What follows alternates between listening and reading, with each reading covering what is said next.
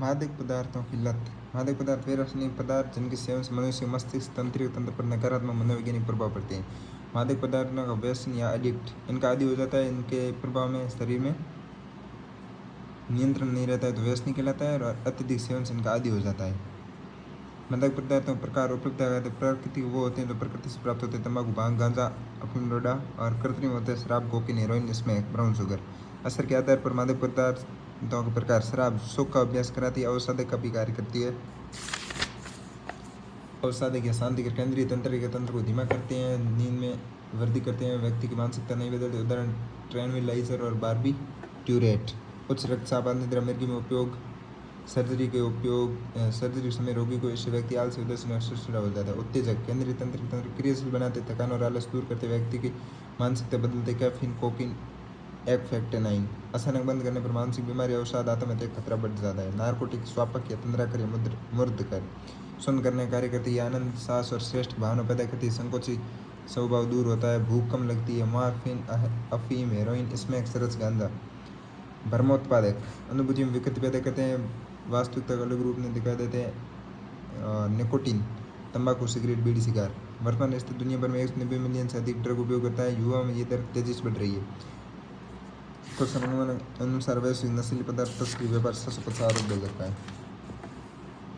भारत वैध अफीम का सबसे बड़ा उत्पादक देश है। मादक पदार्थों के सेवन के कारण भारत दुनिया के 2 सबसे बड़े अफीम और कोकोन उत्पादक क्षेत्रों में अवस्थित है। पश्चिम भौतिकवाद, संस्कृति का प्रभाव, सामाजिक कार्यक्रम, परंपरागत रूप से सेवन, मानसिक तनाव दूर करने के लिए सेवन, क्षणिक सुख और संवेदनात्मक आनंद प्राप्त करने के लिए फैशन का पर्याय संबंध, युवाओं द्वारा मित्र मंडली कारण संगति से सावरक दर्शन की नीति का प्रभाव, सिनेमा के दर्शकों का नकारात्मक प्रभाव, कामगार वर्ग द्वारा कार्य क्षमता बढ़ाने और थकान दूर करने के लिए, युवाओं द्वारा यौन उत्तेजना वृद्धि करने के लिए, ड्रग्स डीलर्स द्वारा आय बढ़ाने के लिए प्रोत्साहन दिया जाता है, और आतंकवादी समूह द्वारा फंडिंग के विकल्प रूप में।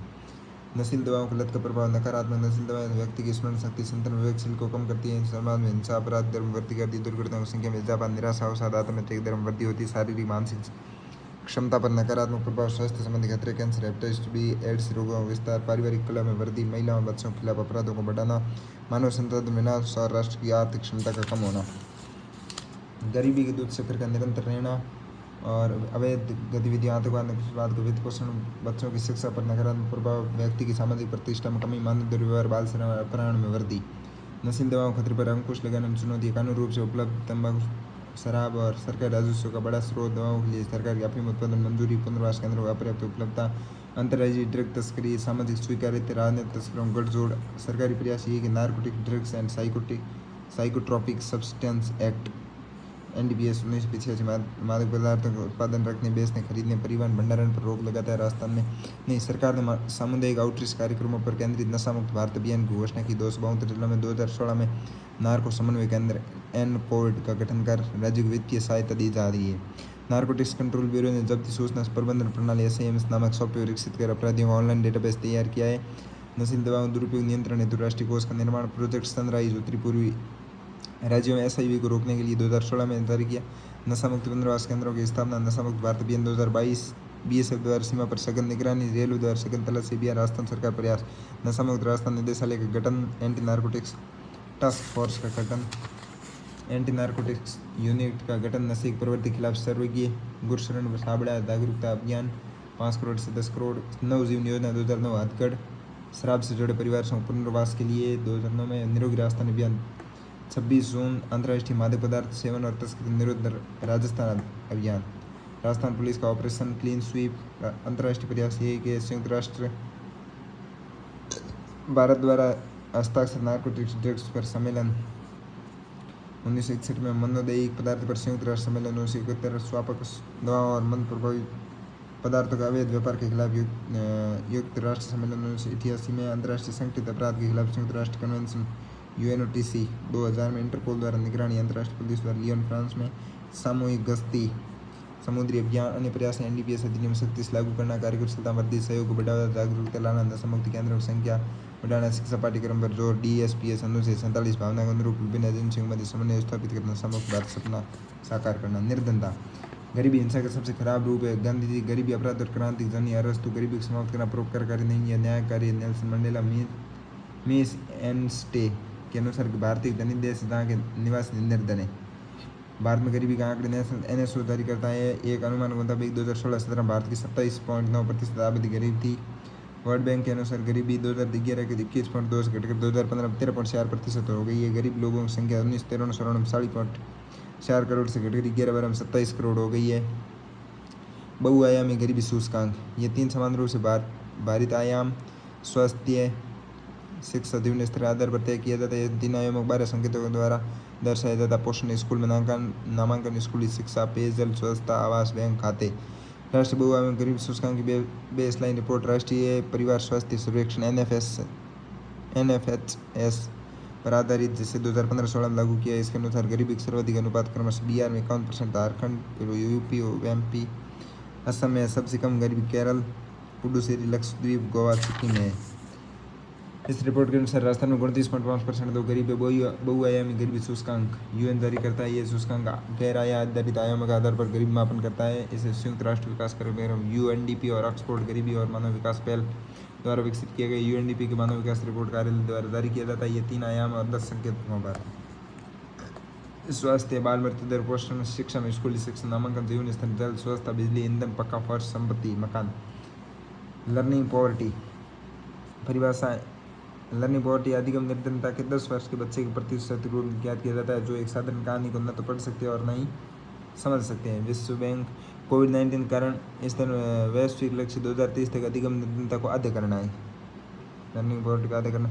निर्धनता का कारण, राजनीतिक कारण, ब्रिटिश औपनिवेशिक विरासत, प्राकृतिक संसाधनों, अंधाधुंध, राजनीतिक उदासीनता के कारण व्यवहारिक योजनाएं न बना पाना।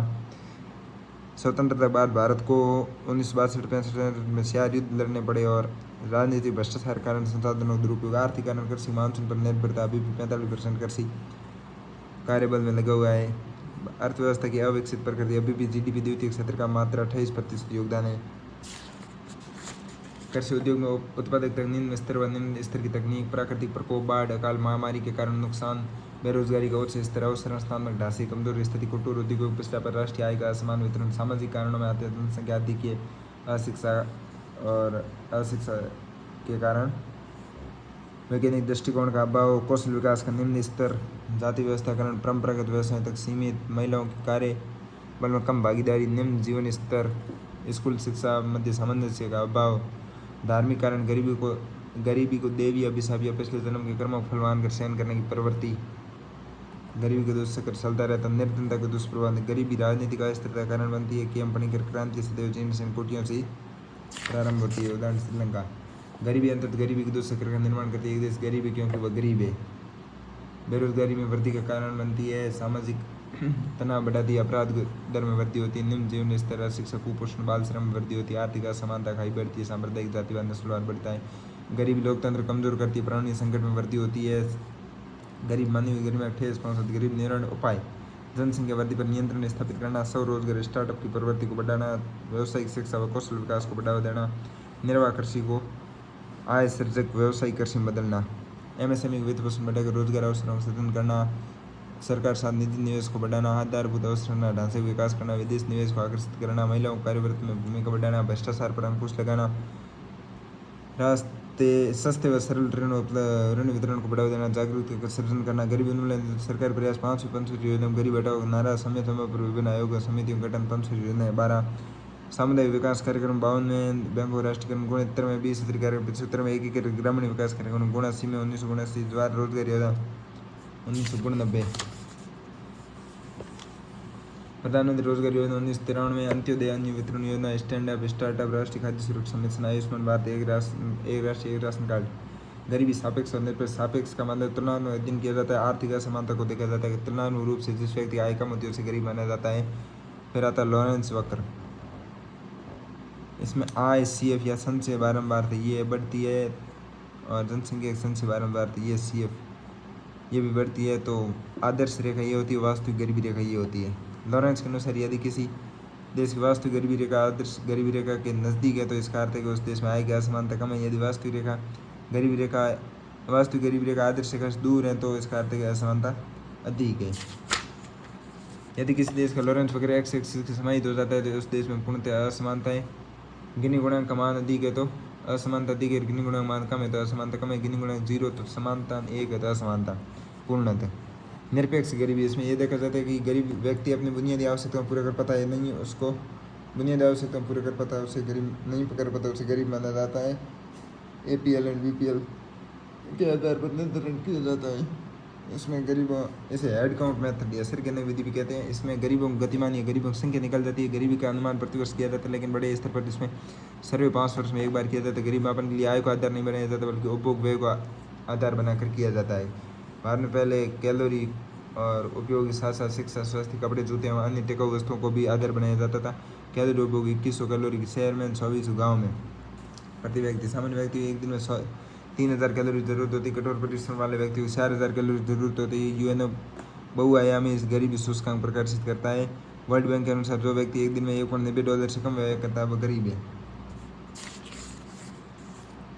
एशियन डेवलपमेंट बैंक के अनुसार जो व्यक्ति एक दिन में $1.51 से कम व्यय करता है वह गरीब है। भारत में गरीबी मापन का इतिहास। दादा भाई नौरोजी 1868 में poverty and un-British rule in India नामक पुस्तक प्रकाशित की गई। इसमें प्रति व्यक्ति आय 35 रुपये प्रति व्यक्ति आय, शहर के 16 रुपये, गाँव की राष्ट्रीय आयोजन समिति 1938 में कांग्रेस ने गठन किया। अध्यक्ष जवाहरलाल नेहरू। बॉम्बे प्लान देश के मुख्य उद्योगपति ने आर्थिक विकास के लिए कार्य योजना बनाई थी। इस प्लान टाटा बिरला प्लान भी कहा जाता है। प्रति व्यक्ति 75 रुपये प्रति वर्ष से कम आय वाले को गरीब माना जाता है। आज़ादी के बाद गरीब अनुमान 1962 में योजना ने विशेष दल बनाया। प्रति व्यक्ति प्रति वर्ष गाँव के 20 रुपये और शहर में 25 रुपये प्रति वर्ष खर्चा करता है। दांडीकर रथ समिति 1971 में VM दांडीकर एन रथ का भारत में गरीब मापन नियुक्त किया गया। इन्होंने गरीब मापन के लिए कैलोरी उपभोग का आधार बनाया। 22 से 50 कैलोरी प्रति व्यक्ति प्रतिदिन से कम उपभोग करने वाले व्यक्ति गरीब है। अलग समिति 1979 वाई की अलग की अध्यक्षता समिति बनी। इसके अनुसार कैलोरी उपभोग के लिए साथ साथ पोषक तत्वों का भी ध्यान देना चाहिए। कैलोरी उपभोग प्रति व्यक्ति प्रतिदिन गाँव 2400, शहर 2100। लकड़वाल समिति 1993 DT लकड़वाल, इसने भी कैलोरी उपभोग को गरीब मापन का आधार बनाया। गरीब मापन WPI की जगह CPI का प्रयोग किया जाता है। CPI औद्योगिक मजदूर, CPI मतलब कृषि मजदूर, क्योंकि अलग अलग राज्यों में UT का ये CPI अलग अलग होता है। अतः गरीब मापन में WPI की जगह CPI का प्रयोग किया जाना चाहिए। सुरेश तेंदुलकर समिति 2009। 2005 में इस समिति का गठन हुआ। 2009 में इस समिति ने अपनी सिफारिश दी और समिति ने परंपरागत रूप से अपनाए गए कैलोरी उपभोग की आलोचना की, क्योंकि पिछले 4 दशकों में लोगों का उपभोग का तरीका बदल गया है। पहले ये माना जाता था कि शिक्षा व स्वास्थ्य उपलब्ध करवाता सरकार की जिम्मेदारी है। मुद्रास्फीति का समायोजन भी सही नहीं है। सिफारिश कैलोरी उपभोग बढ़ाने के साथ साथ निम्न चीज़ों को महत्व दिया जाए। दूध, दालें, तेल, सब्जियां, फल, सूखे मेवे, कपड़े, जूते, शिक्षा, स्वास्थ्य, मनोरंजन। गाँव और शहरों में रेंशन में अब अत्यधिक अंतर नहीं है। इस कारण यूनिफॉर्म में URP की जगह MRP को अपनाया जाना चाहिए। यूनिफॉर्म पॉवर्टी लाइन बेस ने 2009-10 में गरीबी मापन फार्मूला को अपनाया गया, जिसमें लगभग 29% लोग गरीबी से। रंगराजन समिति 2012। सुरेश तेंदुलकर ये फार्मूले की समीक्षा करना सिफारिश थी कि गरीब अनुमान के लिए अलग प्रक्रिया का प्रयोग न करके ऐसे NSS आंकड़ों प्रयोग न करके स्वतंत्र सर्वे करवाया जाए। Centre for monitoring Indian economy, जो लोग बचत नहीं कर पाते उन्हें गरीब माना जाता है। कैलोरी उपभोग के साथ साथ भोजन की गुणवत्ता पर भी ध्यान देना चाहिए। कैलोरी उपभोग गाँव में 2155, शहर में 2090। प्रोटीन उपभोग गाँव में 48, शहर में 50। वसा 1.26, गाँव में 1.28, शहर में। इसके साथ साथ सामान्य जीवन जीने के लिए गैर खाद्य वह भी होने चाहिए, जैसे शिक्षा, स्वास्थ्य, बिजली, पानी। गरीबी अनुमान के लिए MRP के स्थापना मॉडिफाइड MRP का प्रयोग किया जाना चाहिए। 2009 37% लोग BPL श्रेणी में थे। 2011-12 में 29% लोग BPL श्रेणी में, शहर 7,035 रुपये और गाँव में 68-60 रुपये महीने के से कम व्यय करने वाले लोग गरीबी। गरीब निवारण की अवधारणा या तकनीक है। गरीबी निवारण की प्राय 2 प्रकार की अवधारणाएं प्रचलित है। ट्रिकल डाउन थ्योरी, रिसाव सिद्धांत, एंड फिल्ट्रेशन थ्योरी या टपकन सिद्धांत। इसके तहत सरकार बुनियादी ढांचे पर व्यय करना चाहिए। सरकार को निवेश और उत्पादन गतिविधि पर ध्यान देना चाहिए। यदि अधिक निवेश होगा तो लोगों को रोजगार मिलेगा। समर्थक है जगदीश भगवती, अरविंद पनगड़ की पुस्तक है वाई ग्रोथ मैटर्स। प्रत्यक्ष निवारण, इसके तहत सरकार को गरीबों की प्रत्यक्ष सहायता करनी चाहिए। खाद्य सुरक्षा कार्यक्रम, निःशुल्क शिक्षा व चिकित्सा सेवाएं, मनरेगा, समर्थक, अमर्त्य ज्यादा आदि।